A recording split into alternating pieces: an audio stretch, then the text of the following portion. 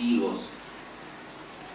Y hay nombres que figuran en la nómina del personal civil de inteligencia del batallón 601, personas que estuvieron vinculadas a la empresa Urrutia. Y a partir de todo esto, que es poco, pero que es suficiente, me atrevo a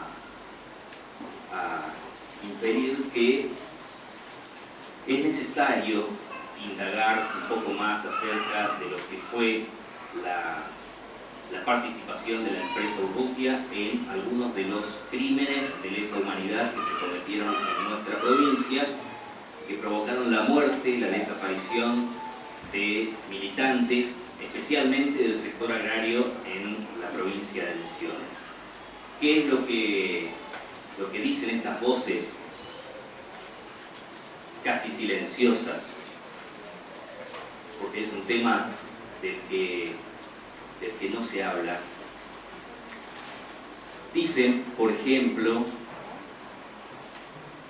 que en el mismo predio, en el mismo establecimiento de la empresa Urrutia, ha funcionado un campamento clandestino de detención y tortura de las Fuerzas Armadas, por ejemplo.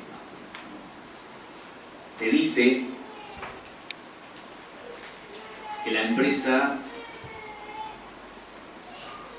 ha colaborado con sus móviles en los traslados de lo que fueron los operativos de secuestro y detención de los presos políticos. Y se dicen otras cosas con relación a hechos que pudieron haber ocurrido dentro del establecimiento de esta empresa, que fue una de las más beneficiadas por el modelo económico implantado durante los años del terrorismo de Estado en nuestra provincia. Entonces, a partir de estas referencias históricas, testimoniales, me surge como pregunta, quizás debamos interiorizarnos un poco más de lo que han sido las experiencias de trabajo en otros puntos del país que llevaron adelante compañeros como Eric y muchos otros abogados comprometidos con los derechos humanos, para ver de qué manera podemos avanzar en nuestra provincia con la investigación sobre lo que pudo haber sido, y lo digo con el cuidado enunciativo,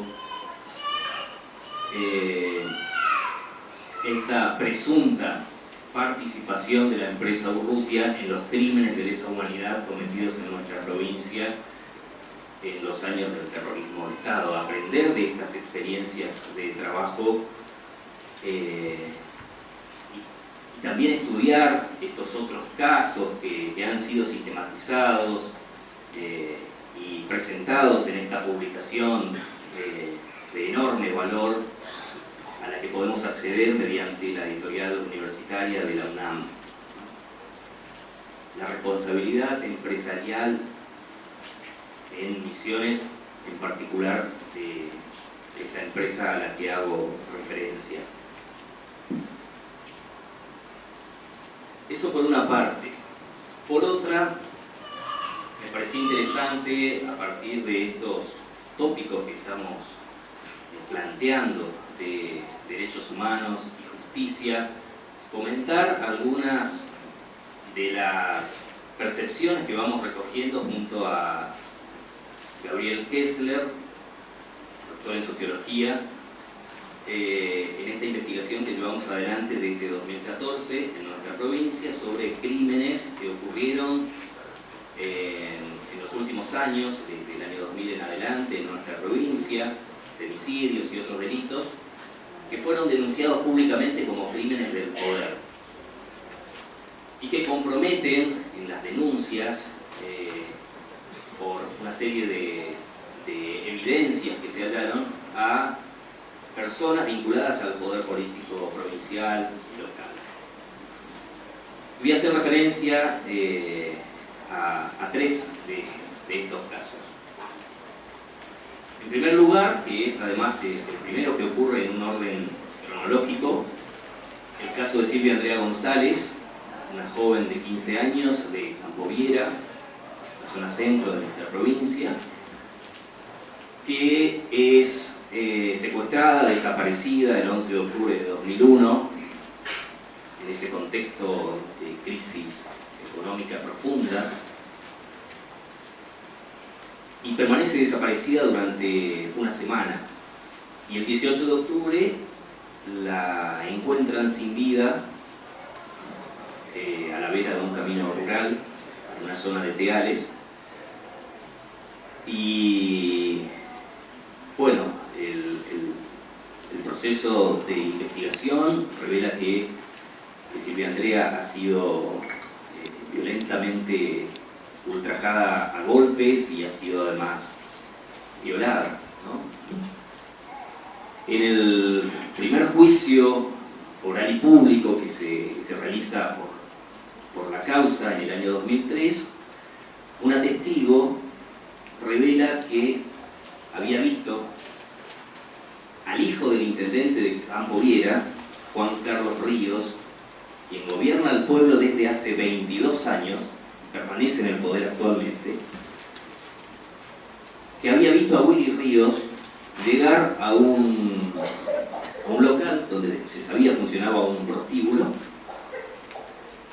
junto a Silvia Andrea y otras dos chicas, y que después, horas más tarde, ve salir de ese prostíbulo a Silvia Andrea arrastrada por Willy y Marciano Benítez, que era el puntero político de Juan Carlos Ríos, de la unidad básica del Partido Justicialista en Campo Viera.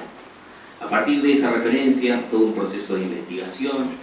11 años más tarde se hace un segundo juicio, y en ese juicio se condena a Willy a 18 años de prisión por considerar que ha sido culpable de los delitos de privación ilegítima de la libertad y abuso sexual con acceso carnal agravado. 18 años de prisión fue la sentencia. Sin embargo, solo 18 días después, Willy obtuvo la libertad por un recurso extraordinario de la justicia. Y Willy permanece en libertad. En estos días, Willy es un empresario, sigue los pasos de su padre en el sector maderero y se muestra ante el resto de la sociedad como un próspero comerciante maderero. El pasado 26 de marzo falleció don Julio César González, el papá de Silvia Andrea González, esta joven asesinada en 2001 en Campo Viera. Y en las entrevistas que tuvimos con los padres de Silvia Andrea, ellos nos expresaron, y lo expresan hasta el día de hoy, que les resulta imposible creer en esta justicia. A partir de esa situación tan dolorosa que les ha tocado vivir, les resulta imposible creer en la justicia. Otro hecho ocurrido en nuestra provincia 2 años más tarde, en 2013, es el de Marilyn Bárbaro. En este crimen, Marilyn era una mujer que tenía un problema de salud, que no podía moverse por sus propios medios. En este crimen se hallaron evidencias que comprometieron seriamente a Matías Ortiz, hijo de Marlene Carballo, quien en ese momento ocupaba una banca como diputada provincial por el Frente Renovador de la Concordia. En este caso, nuestra interlocutora ha sido Ticha Bárbaro, la hermana de Marilyn. Y Ticha también falleció hace poco más de un año sin haber alcanzado a vivir el juicio por el crimen de Marilyn Bárbaro. Y en su sus apreciaciones sobre el funcionamiento de la justicia encontramos una opinión coincidente a la de los padres de Silvia Andrea González. Otro hecho que podríamos referenciar es el de Mario Golemba, el joven que en 2008 desapareció. Él era de Picada Indumar, departamento del 2 de Mayo. Fue visto por última vez, esto lo afirmaron dos testigos en la comisaría local. Estos testigos que estaban detenidos en ese momento declararon haberlo visto a Mario ingresar, esposado, golpeado, y dijeron que después los policías lo llevaron en un patrullero. Don Antonio Golemba, el papá de Mario Golemba, desde el primer momento pidió a gritos una y mil veces un careo entre quienes estaban haciendo la guardia policial esa noche en la comisaría y estos internos que dijeron haber visto a Mario ingresar golpeado. Y la justicia no le otorgó ese pedido, no dio lugar. Y don Antonio murió el año antepasado, creo, ¿no? Hace poco también. Y en estos tres casos vemos, hay otros, pero voy a acotarlo a estos tres para simplemente hacer una referencia a lo que son percepciones sobre justicia, no mías, sino de las familias que han padecido este tipo de situaciones de violaciones flagrantes a los derechos humanos en democracia.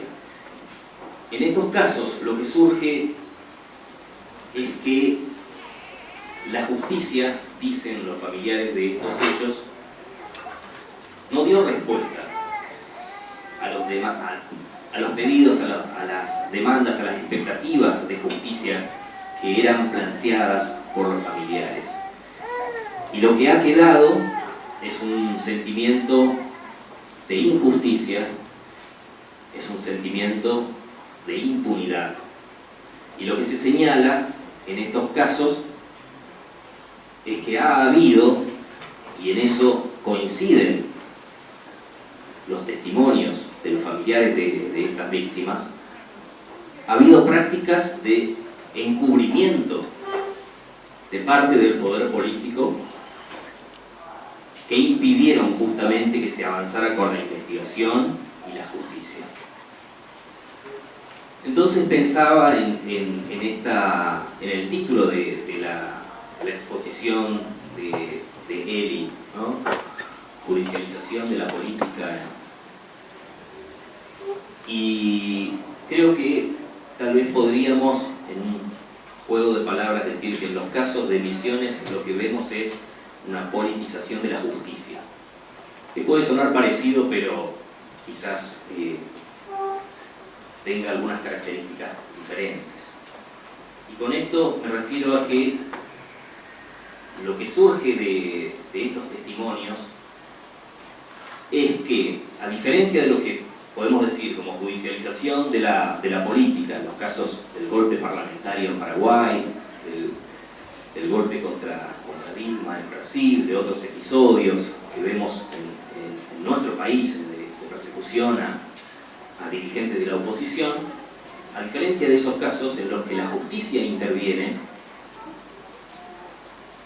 e impone una serie de medidas que terminan favoreciendo a aquellos sectores que por las vías democráticas no pueden llegar al poder. A diferencia de esos procesos, en Misiones lo que se dice es, desde el poder político, del gobierno provincial, de los gobiernos locales, se genera una intervención en el Poder Judicial para garantizar esa impunidad, en lo que se considera prácticas de encubrimiento. Y quizás allí esté la sutil diferencia entre uno y otro caso, ¿no? Y para finalizar, después de compartir estas percepciones y estas preguntas, ¿no? Quisiera compartir una certeza, solamente una certeza, y es que Ante todos estos hechos que se presentan en un escenario cada vez más violento, más hostil, más difícil, hay que aferrarse nuevamente a la memoria. A la memoria para recordar cada uno de estos hechos y a la memoria para recordar las luchas contra la impunidad en cada uno de estos hechos.